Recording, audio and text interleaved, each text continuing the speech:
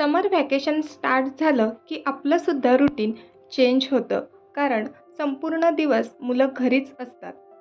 तर त्यांचंसुद्धा routine set करणं गरजेचं आहे. नाहीतर संपूर्ण दिवस टी व्ही बघणं आलंच.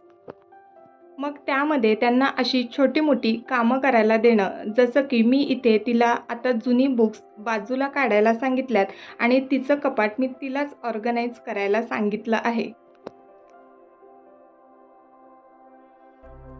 तसंच दुपारचा वेळ घालवण्यासाठी आपण काही ॲक्टिव्हिटी करू शकतो. जसं की आज आम्ही इथे चित्र काढायला लावलेलं आहे. त्याप्रमाणे इतरही भरपूर ॲक्टिव्हिटी असतात. गेल्या वर्षी या विषयावर मी संपूर्ण व्हिडिओ बनवला आहे. त्याची लिंक मी खाली डिस्क्रिप्शन बॉक्समध्ये देते. ते तुम्ही नक्की पहा.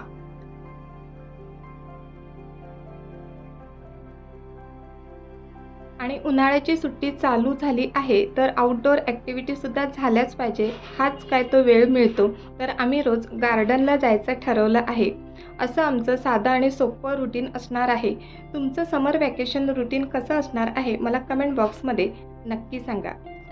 व्हिडिओ आवडल्यास लाईक, शेअर आणि सबस्क्राईब करा. पुन्हा भेटूया पुढच्या व्हिडिओमध्ये. तोपर्यंत बाय बाय.